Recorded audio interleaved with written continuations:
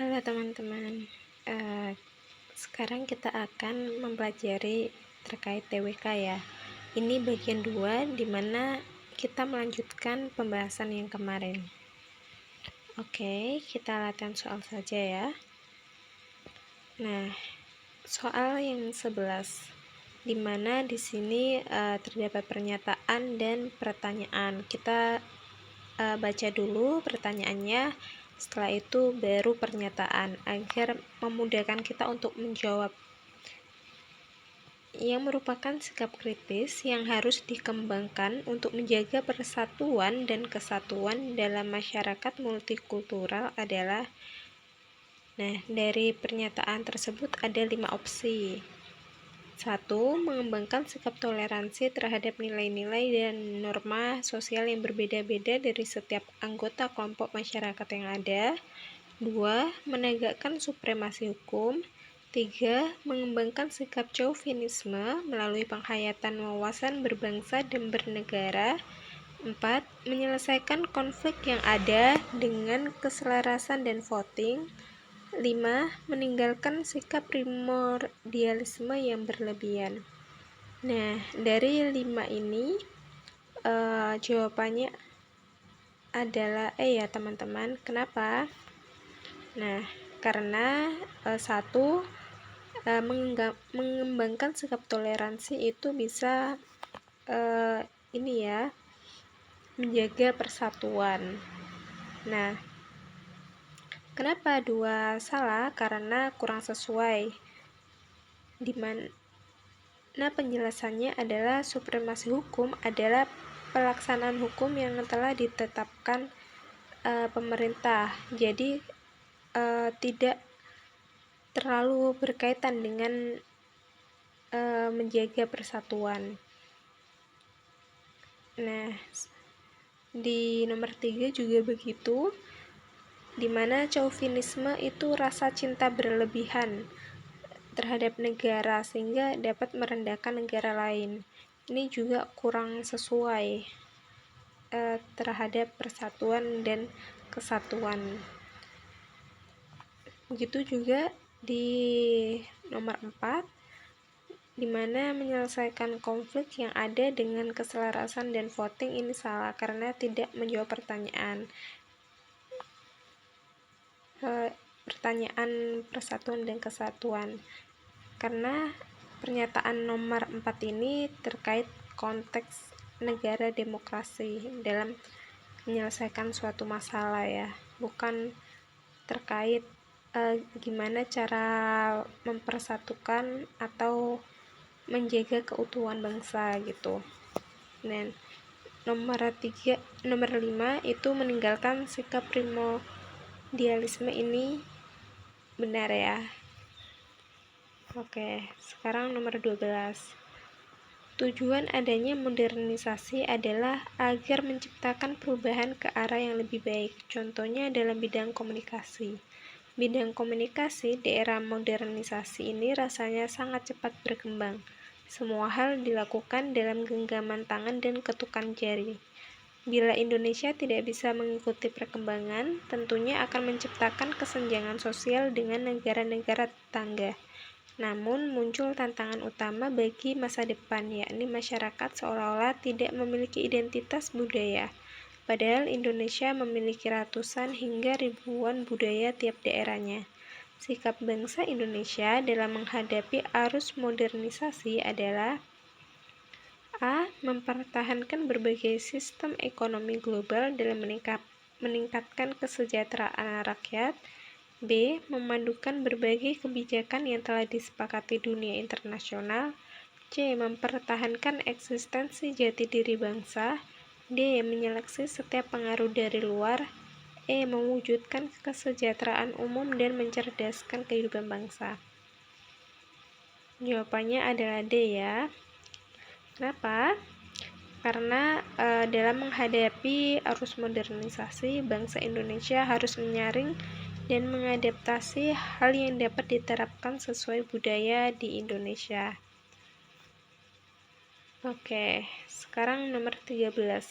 Divya Anggraini merupakan alumni program Super Intensif SKD Sekolah Dinas Bimbel ABC. Ia sangat mencintai kesenian, terutama tari-tarian khas Indonesia. Divya bertekad tampil dalam pentas tari tingkat internasional untuk menunjukkan keragaman tari Indonesia kepada masyarakat dunia. Kecintaan Divya berdasarkan keterangan tersebut menunjukkan adanya A. Sikap terbuka, B. Rasa toleransi, C. Jiwa patriotisme, D. Semangat kebangsaan, E. Rasa nasionalisme. Jawabannya adalah E ya teman-teman. Kenapa? Karena nasionalisme itu adalah sikap politik dari masyarakat suatu bangsa yang mempunyai kesamaan kebudayaan, wilayah, cita-cita, dan tujuan. Dan demikian masyarakat tersebut merasakan kesetiaan yang mendalam terhadap bangsanya. Itu terbukti dari sikap Divya, di mana tadi dijelaskan bahwa bertekad tampil dalam pentas tari tingkat internasional untuk menunjukkan keragaman tari Indonesia kepada masyarakat dunia. Nah, itu menunjukkan kesetiaan Divya terhadap bangsanya. Oke, sekarang nomor 14. Presiden Joko Widodo pada tanggal 23 Juni 2016 melakukan rapat terbatas di KRI Imam Bonjol yang berlayar di perairan Natuna. Dalam rapat terbatas tersebut, Presiden Joko Widodo menginstruksikan kepada jajarannya untuk fokus meningkatkan keamanan dan perekonomian di wilayah Kepulauan Natuna. Berkaitan dengan informasi tersebut, ada tantangan internal yang menjadi tugas generasi muda Indonesia untuk menjaga keutuhan NKRI, yaitu A. Adanya isu pemanasan global, B. Wabah penyakit yang belum ditentukan obatnya, C. Pengawalan pulau-pulau kecil terluar masih minim, D. Stabilitas ekonomi dunia yang kurang kondusif, E. Penguatan nilai-nilai moral dan hak asasi manusia. Jawabannya adalah C ya, pengawalan pulau-pulau kecil terluar masih minim. Kenapa? Karena ini tadi dijelaskan bahwa terkait perairan Natuna. Jadi bisa kita melihat bahwa dalam fenomena tersebut permasalahan terletak pada keamanan dan ekonomi yang masih lemah, sehingga tantangan internal yang menjadi tugas generasi muda Indonesia untuk menjaga keutuhan NKRI adalah pengawalan pulau-pulau kecil yang terluar masih minim. Oke, nomor 15. Bela negara merupakan suatu yang penting dalam upaya pertahanan negara kesatuan Republik Indonesia. Bela negara pada perkembangan masa saat ini bukan lagi memikul senjata seperti penjajahan pada zaman dahulu, namun dilakukan dengan menjadi warga negara yang berkarakter, serta dilaksanakan di seluruh lapisan masyarakat. Berikut ini yang menjadi dasar hukum bela negara menurut Undang-Undang 1945 Pasal 30 Ayat 1 adalah A. Setiap warga negara berhak dan wajib ikut serta dalam upaya pembelaan negara. B. Setiap warga negara wajib ikut dalam upaya pembelaan negara sesuai dengan ketentuan peraturan perundang-undangan. C. Mengatur tata cara penyelenggaraan pertahanan negara yang dilakukan oleh TNI maupun oleh seluruh komponen bangsa. D. Tiap-tiap warga negara berhak dan wajib ikut serta dalam usaha pertahanan dan keamanan negara. E. Semua warga negara berhak dan wajib ikut serta dalam usaha pertahanan dan pembelaan negara. Jawabannya adalah D ya, di mana tiap-tiap warga negara berhak dan wajib ikut serta dalam usaha pertahanan dan keamanan negara. Itu isi dari pasal 30 ayat 1 sampai 5. Oke. Nomor 16, wilayah teritorial merupakan wilayah yang mencerminkan kedaulatan suatu negara. Masing-masing negara mempunyai wilayah teritorial. Selain ada teritorial, beberapa negara juga mempunyai wilayah ekstrateritorial. Ciri utama dari wilayah ekstrateritorial adalah A. Meliputi darat, laut, dan udara. B. Berada di dalam maupun luar negeri. C. Secara nyata berada di luar negeri. D. Merupakan wilayah bebas. E. Merupakan wilayah tambahan. Jawabannya adalah C ya, berada di luar negeri. Nah, karena wilayah ekstrateritorial itu di luar dari teritorial itu sendiri, yakni berada di luar negeri, tepatnya Kedutaan Besar Indonesia di luar negeri. Oke, nomor 17. Gerakan terorisme telah merambah hampir semua negara di dunia termasuk Indonesia. Sebagaimana di kawasan lainnya, terorisme di Indonesia juga memiliki dasar-dasar ideologi serta jejaring sehingga memiliki daya tahan yang kuat. Sampai saat ini, terorisme menjadi salah satu tantangan dan ancaman terhadap ketahanan nasional. Bahaya terorisme menjadi tantangan bagi pemerintahan saat ini. Oleh karena itu, dibutuhkan kerjasama dari masyarakat untuk mengantisipasinya, antara lain A. Mengekang kebebasan berorganisasi masyarakat. B. Melaporkan aktivitas mencurigakan kepada aparat setempat. C. Menanamkan sikap waspada dan mencurigai setiap pendatang baru yang ada di lingkungan masyarakat. D. Menolak semua paham radikalisme yang masuk. E. Memperketat pendataan administrasi masyarakat. Jawabannya adalah D ya. Karena pada dasarnya kegiatan terorisme adalah suatu kejahatan HAM yang dilakukan seseorang yang mempunyai ideologi ekstrim atau radikal. Nah, upaya pencegahan terorisme dapat dilakukan dengan 3 pendekatan, yaitu melakukan kontraradikalisme kepada berbagai kelompok yang belum terpengaruh ideologi ekstrim. Kedua, melakukan deradikalisasi kepada mantan jaringan terorisme agar tidak melakukan lagi. Dan yang ketiga, mencegah publik mendukung radikalisme dan terorisme. Nah, sekarang nomor 18. Senin, 30 November 2020, 50 mahasiswa Universitas Sarjana Wiyata Taman Siswa Yogyakarta tengah mengikuti kuliah bersama dengan Bapak Hafidz Adiatna. Topik pada sesi itu adalah membahas mengenai strategi marketing dan branding produk pakaian dan kuliner.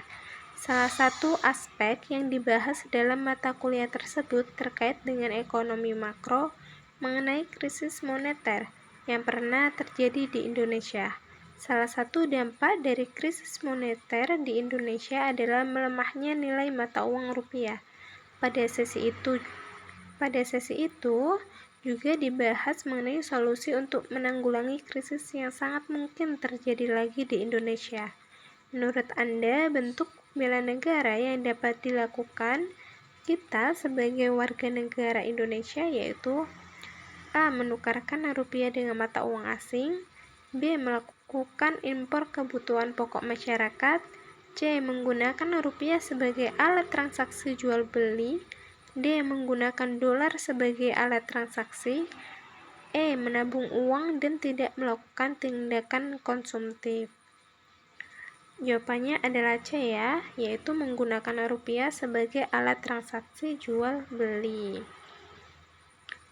Kenapa? Karena itu salah satu bentuk bela negara yang dapat dilakukan warga negara Indonesia karena ketika warga negara Indonesia menggunakan rupiah sebagai alat transaksi jual beli dapat menguatkan nilai rupiah. Oke, sekarang nomor 19.